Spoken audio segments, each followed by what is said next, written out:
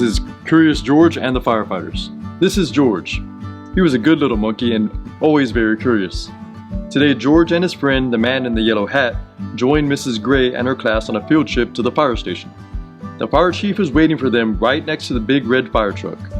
"Welcome," he said, and he led everyone upstairs to begin their tour. There was a kitchen with a big table, and there were snacks for everyone. The fire chief told them about being a firefighter. George tried hard to pay attention, but there were so many things for a little monkey to explore, like the shiny silver pole in the corner. Where did that pole go? George was curious. Why, it went back downstairs. There was a great big red fire truck. There was a map of the city, and there was a whole wall full of coats and hats with the big black boots. George had an idea. First, he stepped into a pair of boots. Next, he picked out a helmet. And finally, George put on a jacket. He was a firefighter. Suddenly, brrring! The firefighters all rushed in. "This is not my helmet," said one. "My boots are too big," said another. "Hurry, hurry," called the fire chief. The bright red light on the map of the city told him just where the fire was. There was no time to waste. One by one, the firefighters jumped into the truck, and so did George. The fire truck with all the firefighters sped out of the firehouse, and so did George. The siren screamed and the lights flashed. The truck turned right, then it turned left. "Woo, woo, woo," went the whistle, and George held on tight. And just like that, the fire truck and all the firefighters pulled up to the pizza parlor on Main Street. Smoke was coming out of a window in the back, and a crowd was gathering in the street. "Thank goodness you're here," cried the cook. The firefighters rushed off the truck and started unwinding their hoses. They knew just what to do, and George was ready to help. He climbed up on the hose reel.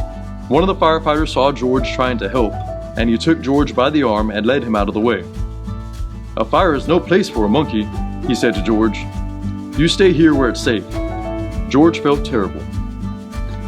George sat on a bench and looked around. Next to him on the ground was a bucket full of balls. George reached in and took one out. It fit in his hand just right, like an apple he held for a snack. A little girl was watching George. He tried to give her the ball, but she was too frightened.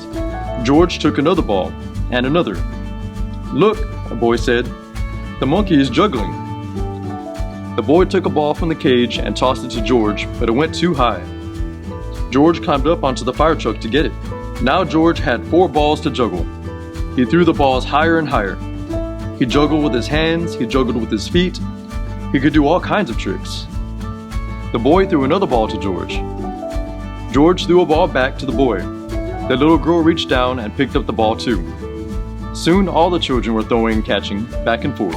The fire chief came to tell everyone that the fire was out. Just then, the little girl laughed and said, "Look, Mommy, a fire monkey." "Hey," called the fire chief, "what are you doing up there?" "What a wonderful idea," a little girl's mother said to the fire chief. "Bringing this brave little monkey to help the children when they're frightened." "Oh," said the fire chief, "well, thank you." Before long, the fire truck was back at the firehouse, where a familiar voice called, "George!"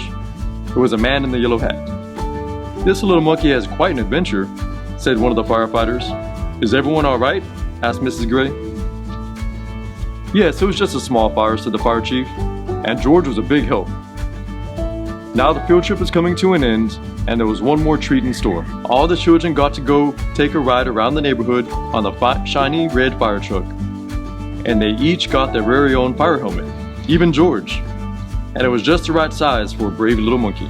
And that was Curious George and the Firefighters.